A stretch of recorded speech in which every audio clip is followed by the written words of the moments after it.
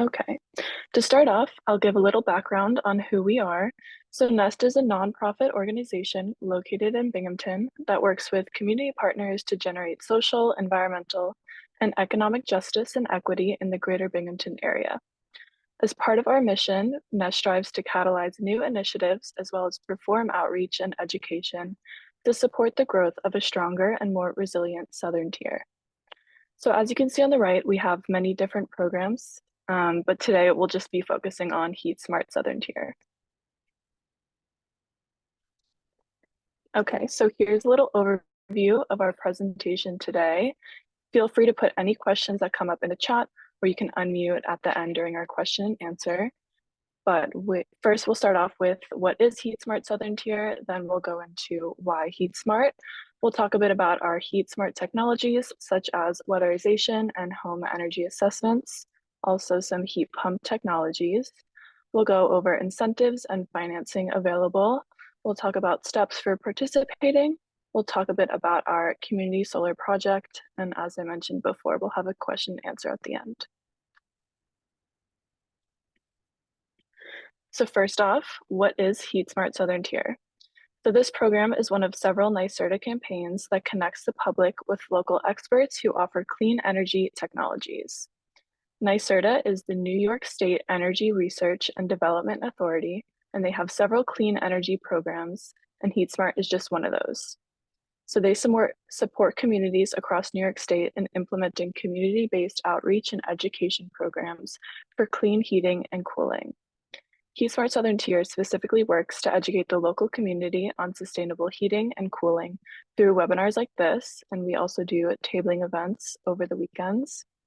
So HeatSmart Southern Tier operates in Broome, Tioga, Chenango, and Delaware counties. Okay, so let's take a look at where we stand now in terms of greenhouse gas emissions. So this diagram shows the primary sources of greenhouse gas emissions in New York State. And as you can see, heating and cooling buildings accounts for 32%, which is the largest contributor of carbon emissions. So it's our aim to reduce this proportion by promoting and enabling people to switch off of fossil fuels and onto more efficient, clean energy technologies. Some of the biggest draws to participating in the HeatSmart Southern Tier program are the individual benefits, such as reducing your energy costs and increasing your home comfort and safety. You can also make a positive contribution to your local and broader global communities by helping to reduce greenhouse gas emissions and promote more awareness about the importance of clean energy. So here at Nest, we work with different municipalities across the Southern Tier on becoming clean energy communities. So this is a program run by NYSERDA that gives incentives to municipalities who make clean energy and other sustainable improvements. So communities can earn points with each action that they take, which adds up to awards such as grant money. The technologies that we promote mainly deal with weatherization and heat pumps. The goal of weatherization, such as insulation and air sealing, is to protect your home from the outside elements in order to maximize energy efficiency. Heat pumps are technologies that provide renewable and efficient energy that you can use for heating and cooling your home. The kinds that our program focuses on are ground source, air source, and heat pump water heaters. So these are our competitively selected partners. They're all NYSERDA approved. Tonight on this call, we have Jess from the Insulation Man, as well as Kevin from NP Environmental, and we will be happy to connect you with them after the presentation if you're interested. So now I'll pass it over to Lauren to talk a bit about weatherization. So the first step, if you were to go through our HeatSmart program, is weatherization. So weatherization is the practice of protecting a building and its interior from the elements and modifying a building to reduce energy consumption while optimizing energy efficiency. If you were to get a heat pump, it is important to ensure your home is properly insulated first, because heat pumps work most efficiently in properly insulated homes. This graphic helps show why having a properly insulated home is a key to energy efficiency.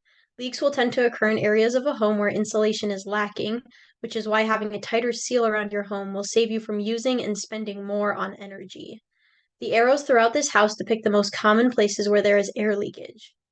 Warm air often leaks out of your home through ducts and spaces in your attic, as you can see by the red arrows on this diagram.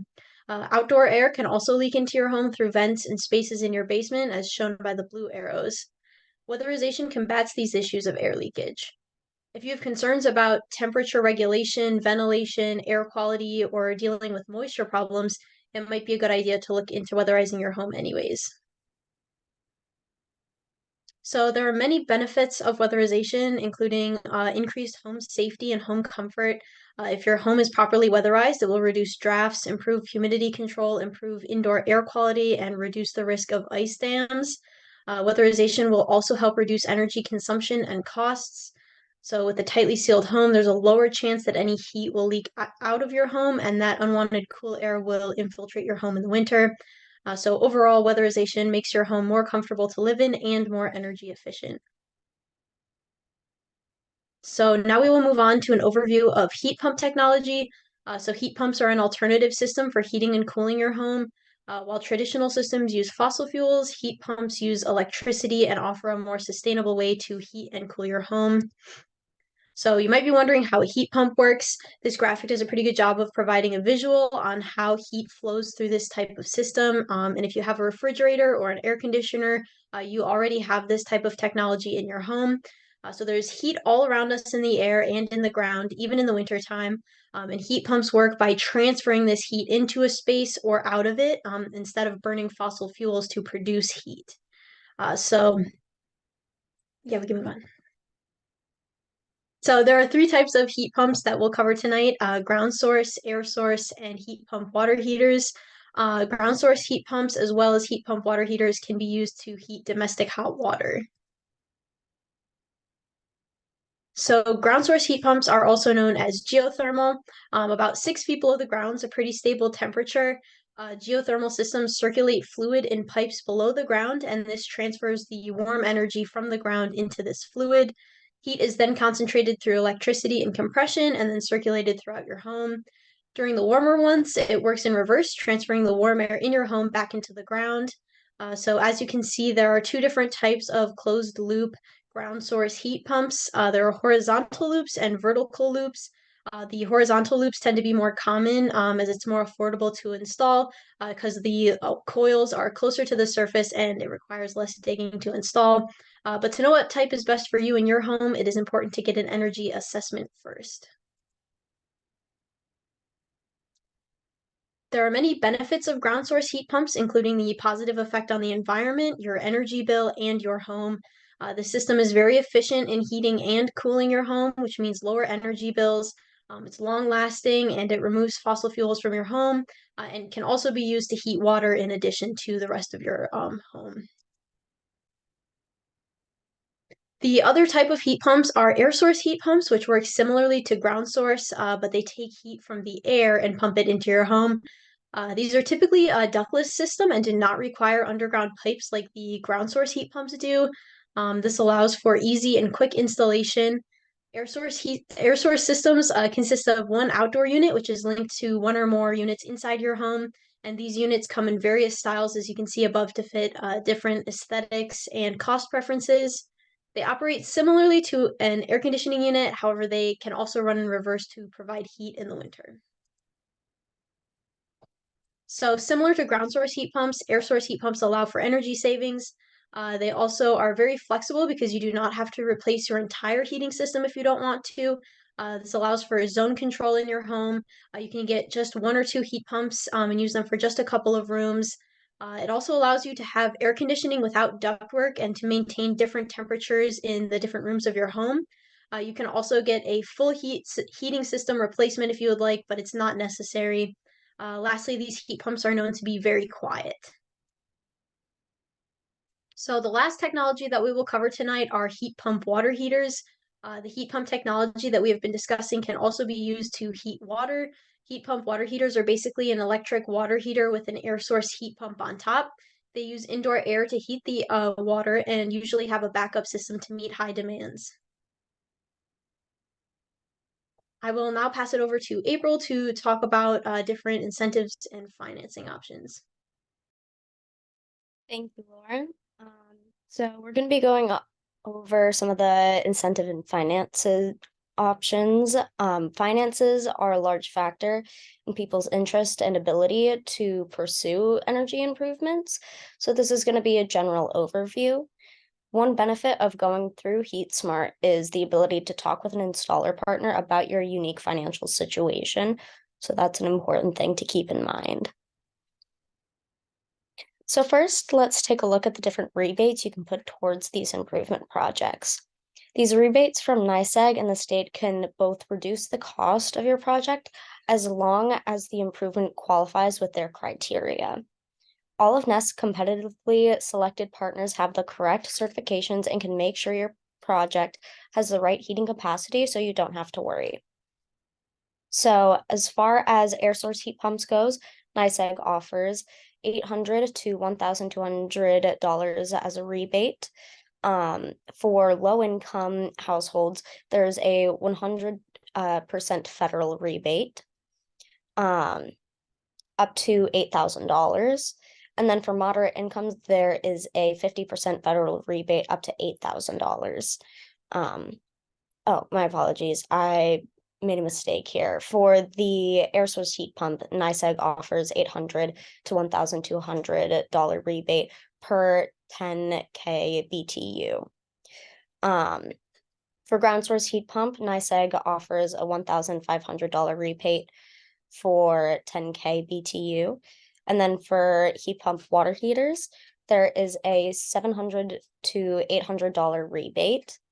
For low-income households, there's a 100% federal rebate up to $1,750. And for moderate-income households, there's a 50% federal rebate up to $1,750. To qualify for the New York State low-income rebates, your household income must be under 80% of the area median income of your county. But if you're over 80%, you still may qualify for the New York State moderate income rebates. I'll also mention that the NYSEG and state rebates can be combined, so you don't have to just go with one or the other. Although the federal rebates will not be available until the second part of 2024 at the earliest. Moving on to tax credits. You can get these tax credits after you make some of these improvements. The IRA, or the Inflation Reduction Act, offers a 30% tax credit for each project. This means that 30% of the project cost for installing insulation, an air source heat pump, a ground source heat pump, or a heat pump water heater, these will count towards your federal taxes. Like the rebates, you can get state tax credits on top of the federal. New York State currently offers a 25% tax credit for ground source heat pumps. Now for specifically electrical upgrades for federal rebates and tax credits. For electric panel upgrades, there is a low-income rebate of 100% up to $4,000. There is a moderate income rebate of 50% up to $4,000. There isn't anything for higher income rebates, but there is a 30% tax credit up to $600. For electrical wiring, there is a 50% rebate up to $2,500 for moderate income households. And for higher income households, there's a 100% rebate up to $600.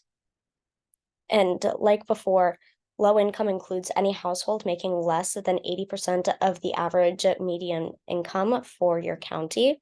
And moderate income includes any household making between 80 to 150% of the average median income.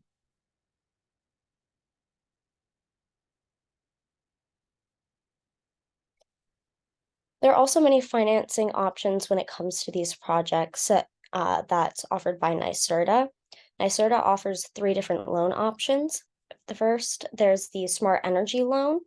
This will give you up to $2,000 or $25,000 in terms of 5, 10, and 15 years at a interest rate of 3.49 or 6.99. Then there's the On-Bill Recovery Loan. up to $25,000 in terms of 5, 10, and 15 years with an interest rate of 3.49 or 6.99. And this can be paid on your utility bill. For air source heat pumps and ground source heat pumps manufacturer financing, unsecured, there are different loans that different manufacturers can provide for you. These are unsecured loans with dealer fees and can be in terms of up to 20 years. You can also get loans from local banks. Information on this would depend on the bank that you're looking at.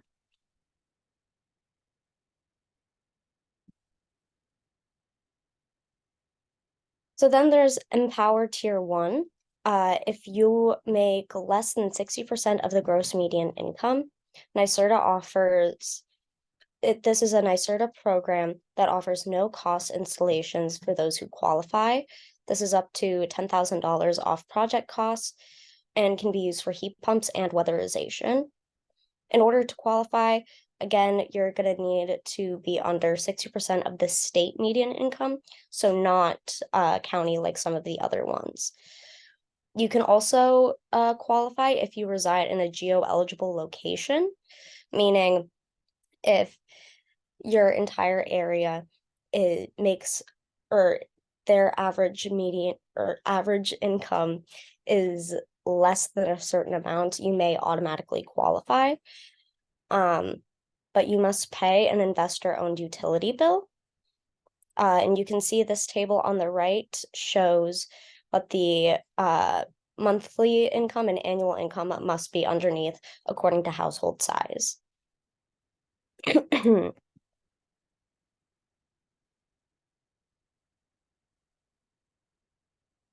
So this brings us to Empower Tier 3, which would be 60% to 80% of the gross median income.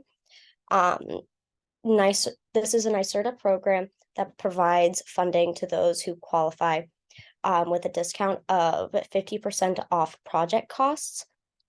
There's a limit of $5,000 for single families and a limit of $10,000 for 2 to 4 unit multifamily homes. And again, this can be used for heat pumps and weatherization. In order to qualify, again, your income must be under 80% of the area median income based on county. So moving on to home energy audits, there are 2 main types. There is a residential energy audit from an installer, which is free for anyone, but this does not include any diagnostic testing or tools. So this is more of a visual inspection of the home. Then there is a full energy audit that does include diagnostics, but market rate customers may need to pay a fee in order to get this done. Customers that are low to moderate income can get this service for free, but they must fill out a joint application with an installer and have an energy efficiency or heat pump project completed.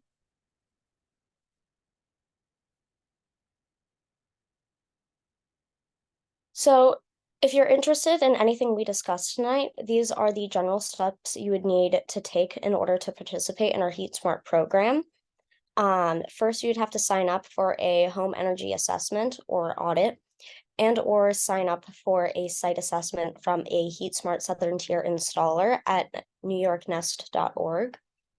After that, you would receive a quote for energy improvements, and you could apply for incentives or financing according to whether you qualify. Then you would sign a contract for the desired systems that you want to install and complete the installation work. We are happy to sign up anyone tonight if they'd like to get started, or if you want more information, you can feel free to look at our website and sign up from there. So moving on from heat pumps, we have a community shared solar project. Community solar is a sign up for a subscription to a remote solar farm, and this allows access to solar energy without installation. So This means if you're a renter or there is some type of barrier preventing you from installing solar panels on your home, you can still get clean energy. There are many benefits to joining community solar. You can receive up to 20% annual savings on your NYSEG bill. There are also no fees to join or leave this program. And if you were to join this program, you'd be supporting locally produced renewable electricity and green jobs. Again, we are happy to sign up anyone today. You would have to pre-enroll to end up on the wait list to join this program.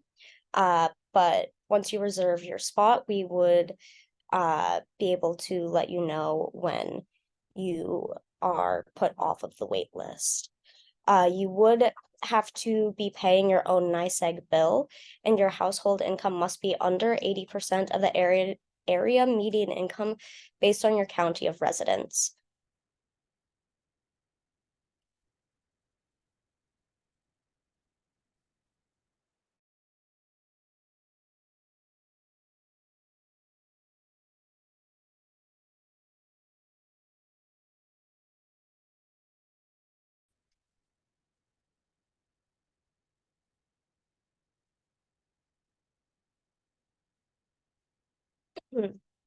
So finally, we are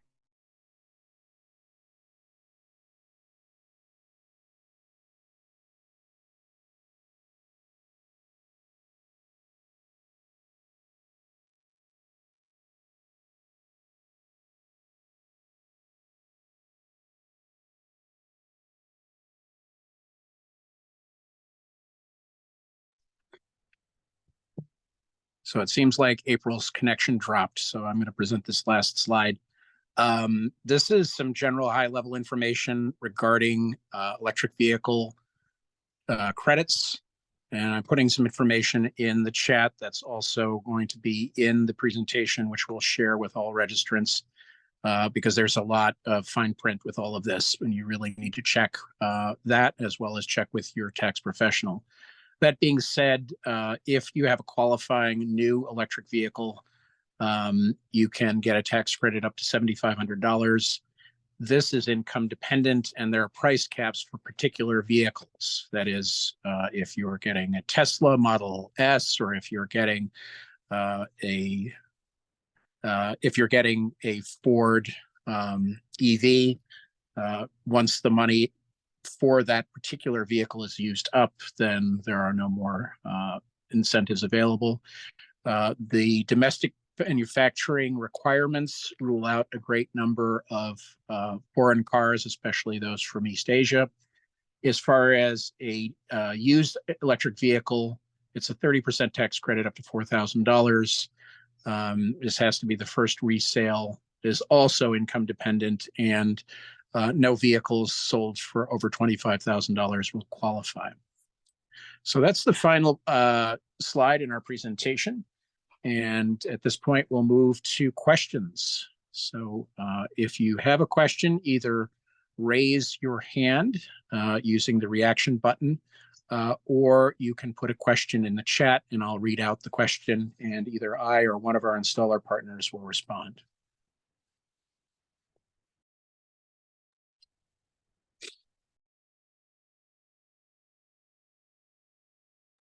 We could also take down the slideshow at this point.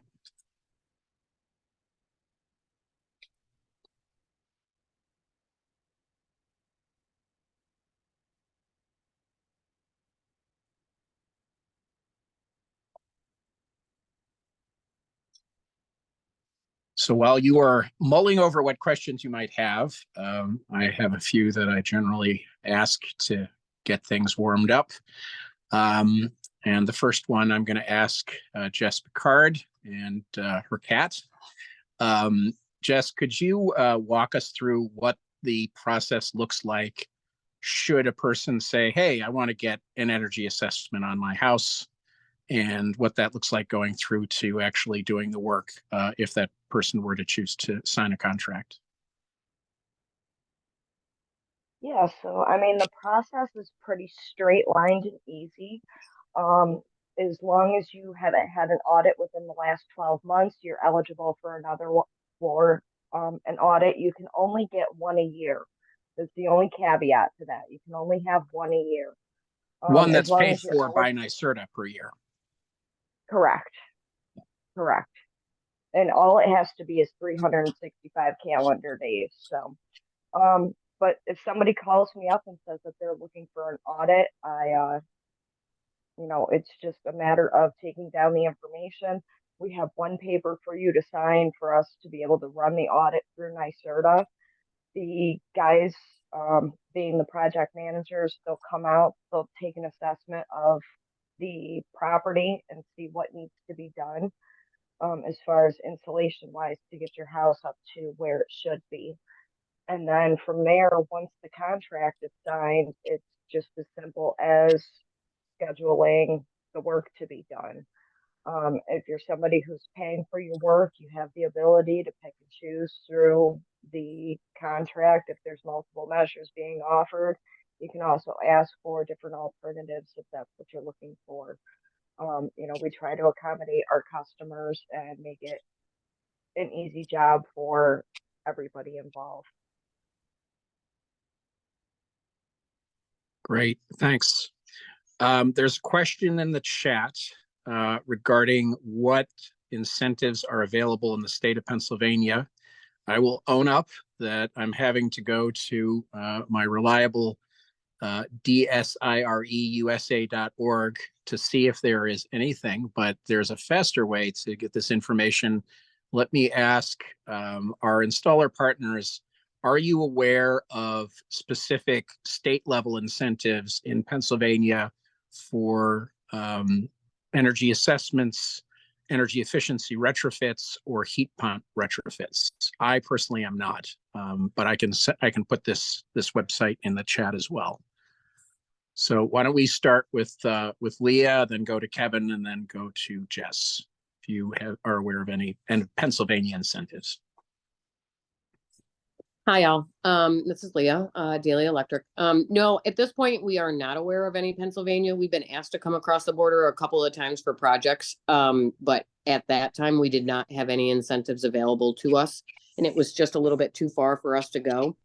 That being said, that was about 9-10 months ago, the last time we were asked, and I have not investigated it since. So at this time, I don't think I have any additional information. Thanks, Kevin. Yeah, same thing. I'm pretty sure that there are incentives, but what they are, how much, what it takes to be eligible, I don't know. I do know that much of the Northeast has incentives. Connecticut, Massachusetts, Maryland. I do believe there is something in Pennsylvania, but I really don't know the details. Haven't really needed to. So unfortunately, I don't have anything further. That's okay. I mean, do you happen to know who I could possibly ask? So there's a website that we put into the chat that has a listing for every current state and federal energy program. Okay. That is you have to go through and see what the technology is and who they apply to. You'd be looking at a residential program for energy efficiency and or heat pumps. In terms of who to go to, I'll look up and see what the energy agency contact is in Pennsylvania. I will say, in response to what Kevin mentioned, the politics of energy is radically different in Pennsylvania than it is for New England and mid-Atlantic states otherwise. So it's been a struggle, I know, in Pennsylvania. That being said, I don't want to claim that I know for sure that there is nothing, just because I'm not aware of anything. Yeah, it would just be nice to find someone to just find like an expert to talk to even. Yep, I'm going to look up and see if I can find somebody you could speak with. Thank you so much.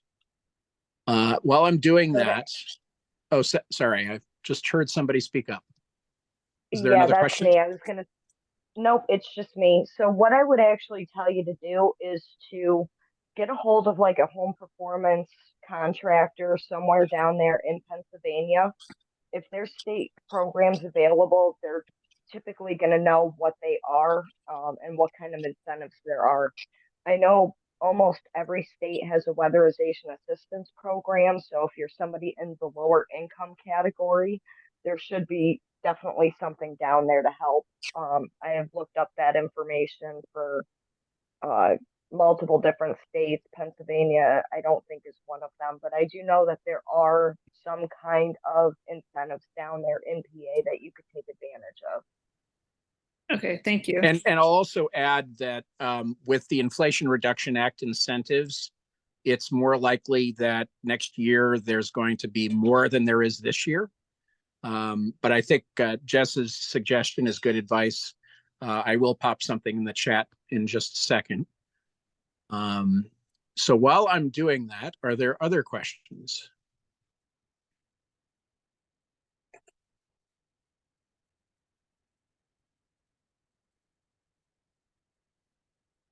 So while we're waiting for those, maybe if we could go first to Kevin and then to Leah, if you could address the top two questions that you typically get from customers regarding the process of installation and or the technology. And since we have both companies actually do both technologies, you can feel free to talk about one or both. So Kevin, why don't you go ahead from NP and see what are the frequently asked questions that that you get. Sure. I'd say probably the highlight at the top of the list would be regarding geothermal ground source heat pumps. There tends to always be a hyper focus around the ground loop installation, and what type and how much excavation and drilling is involved and what the yard's going to look like. And the process we follow, of course, it depends on the type of ground loop, whether it be horizontal trenches, pond loop, vertical well. But that's typically the first step in the process for us. As soon as we get contracts signed, permits pulled, dig safe cleared, we come in and do the excavation part and the ground loop installation. I discuss with you ahead of time where it's all going to take place, what it's going to look like. And yeah, I mean, we come in and we tear it up, get the loops in the ground, flatten it back out best we can. We typically, for our process, leave things at a construction grade so that from there, you're free to, take it as far as you want in terms of if you're going to seed, if you're going to topsoil and seed, if you're going to use straw, or whatever a landscaper, a professional in that field recommends. And so that's typically it. But give it a year, and typically those loop fields are invisible, like they never even happened. That's probably a top question. Then it gets kind of variable from there for top second question. I'm trying to think of a good one. I guess a lot of it would be around looks, appearance, performance. What's it going to cost? Well, one thing that comes to mind always is that people have ideas about just how well these heat pumps heat when it gets really cold. Yeah. Yep. Yeah, that's a good one for sure. And especially with the air source heat pumps, the ground source heat pumps, they're a little more forgiving. They're not impacted quite as heavily when we get into extreme temperatures because their source is relatively stable, whereas an air source heat pump, it gets colder out. Not only is the house losing heat faster, but there's also less heat in that device's source area to pull from. I will say that the ratings they would read for Mitsubishi and a lot of the LG equipment that we work with, -13 is commonly the lower rating they give. They are all expected to perform lower than that. And last year we had two very cold weekends that each got to -20 in a lot of areas, and a lot of my past customers with installs that don't have much for backup got through those weekends pretty well. So the systems exceeded expectations.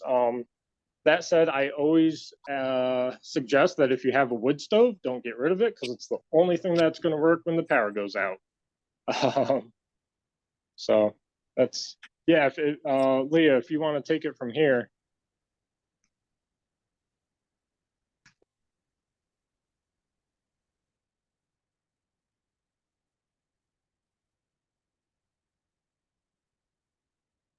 Have we lost Leah? No. Leah, are you still with us?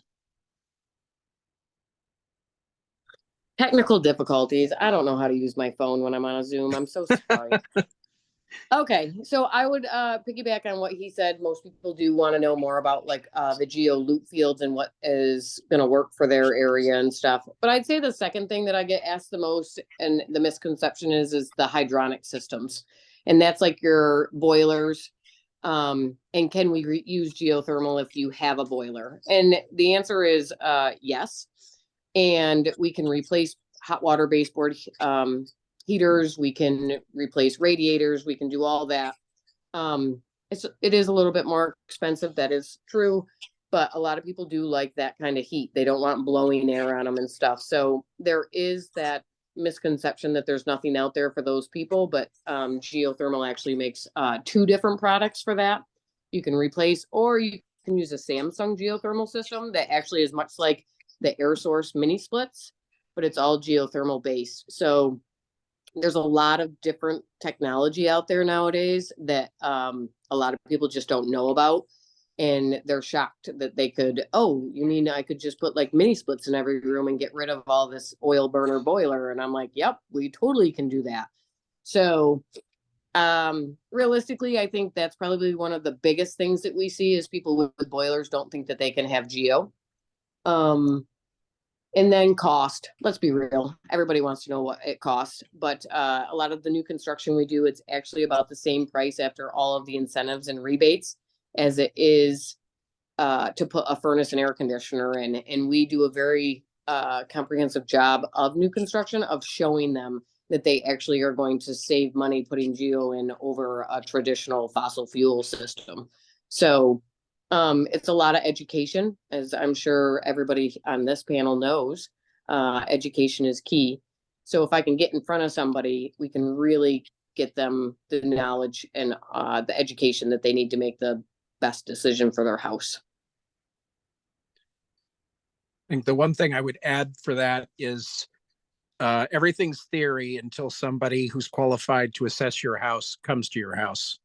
Right? Because we've already heard there's going to be a distinction about how you do geothermal, for example, in a house that has a hot water or hydronic distribution system versus forced air. Obviously, size matters, design matters.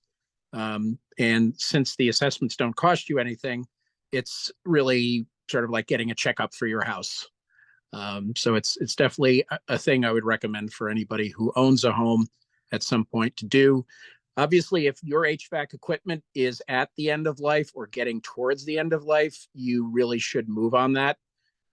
It's best not to wait until the thing dies because that's going to reduce your options quite a bit. You're not going to be able to drill wells for a geothermal system in the dead of winter. So definitely encourage folks to not let too much grass grow. Jerry Wiley has a question here regarding heat pump hot water heaters. And I think the question here is, do those hot water heaters that will use only 120 volts only for warmer climates, or could those be used in our zone? And I'm going to kick that one to Kevin because I know you install these. So actually, I am not familiar with the 120 volt units. I don't know as if we do or have installed those. I would imagine that it's the same technology, just draws a few more amps. But I can't really speak coming from experience. I believe all of our units are 240 volt devices. Got you. All right. Are there any other questions? And I'll just say I've been Googling rapidly to try and find any place in Pennsylvania that actually has a list of home performance contractors, and thus far I've struck out. What I will do, I'm going to put my email address in the chat. And I believe this was, let's see here. Who was it that was asking about Pennsylvania? I'm sorry, I forgot. That was me. I'm Kelly. Kelly. Okay. Yeah. So Kelly, just shoot me a quick email. Put Pennsylvania contractors in the subject line, and either I or one of my interns will investigate, and I'm sure we'll come up with something. Jess, do you have any suggestions about how to let our fingers do the walking through Google to find your counterparts south of the border? Like I said, actually, I can look into that if you want to give me a call at my office in the morning. I should be able to have an answer for you, at least to direct you to, as far as a home performance contractor down there. Because if Oh, that'd be Pennsylvania great. is anything, if Pennsylvania is anything like New York, they're going to have to be a Pennsylvania contractor to run you through any incentives. It's the Okay. same thing like for the NYSERDA programs themselves, you have to be a New York contractor in order to participate in those programs. So that's why I would definitely recommend reaching out to somebody down there in Pennsylvania that's going to know more about that. I can look and see, and I have some contacts that I can reach out to that could point me in the right direction as far as who would be a good contractor for you to talk to about that. That would be awesome. I've had a really hard time finding any leads at all. So yeah, if you could help me, that'd be great. Thank you. So I Jess, bet, what is your number? 607. What's the rest of it? 775-3035.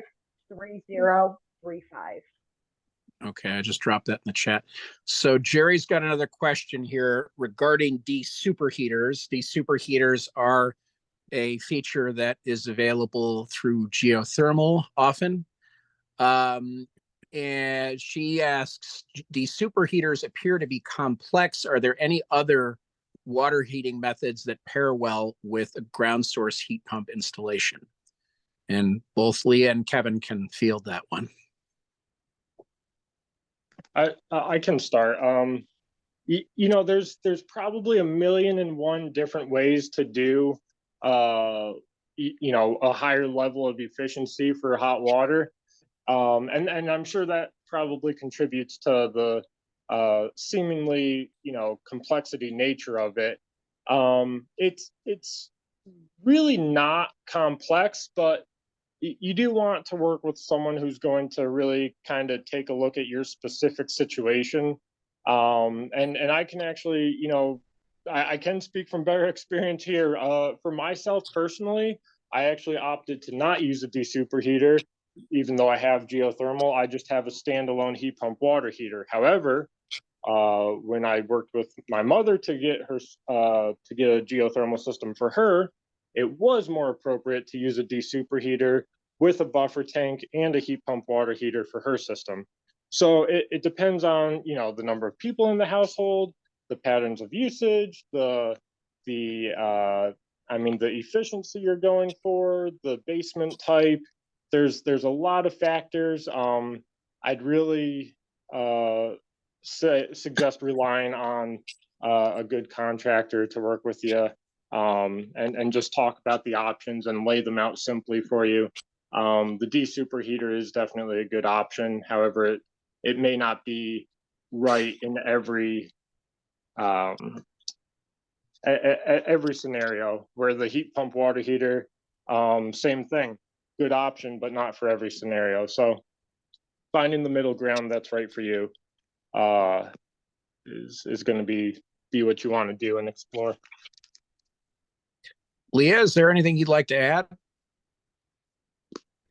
No, I think he pretty much covered it. It really depends on space and stuff. I mean, the de-superheater uses 250-gallon tanks. The air source water heater, you need, a decent amount of venting for it, unless you put a vent on it. So it's really, you need a site visit and somebody to actually come in and tell you what your options are, and then you just pick from there. We have some people that just put a 50-gallon electric water heater in and just call it good. They're just off of fossil fuels. So, and that's fine too.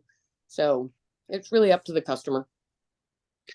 Yeah, and I do know with the heat pump water heaters, you can't put it in a very small space, and it's better not to have an absolutely freezing space also. So I think the bottom line, you've already heard from the experts, get the assessment, and then you'll have a better sense of what's going to work in your particular situation.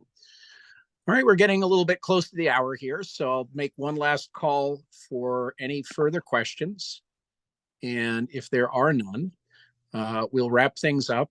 Just to remind everybody that I'm assuming everybody here registered for this because you're here. So you will be receiving very soon a link to the recording of this webinar and a link to the deck. I will say that things change far too often in this business. So, we have a whole bunch of recordings, webinar recordings and decks on our website resources page. And a lot of the older ones are simply dated in terms of the finances, right? The incentives and the tax credits. Some of the tax credits have remained stable over time. The geothermal is an example for that. The NYSEG tax credits recently changed. We have the federal incentives and some of the new tax credits there. So it's always good to make sure you're getting the latest information. Right now, what you're getting from us is the latest information. I will just repeat that while the federal tax credits are available now, the federal rebates are not. They need to wend their way through New York State's process. And the best guess we have for you right now is that those should be available in the second part of 2024. So since I have not seen any other hands go up or anybody on mute, I'll just thank our intrepid team and also our partners and all of you for joining us tonight. And I hope this was valuable use of your time. Have a good evening.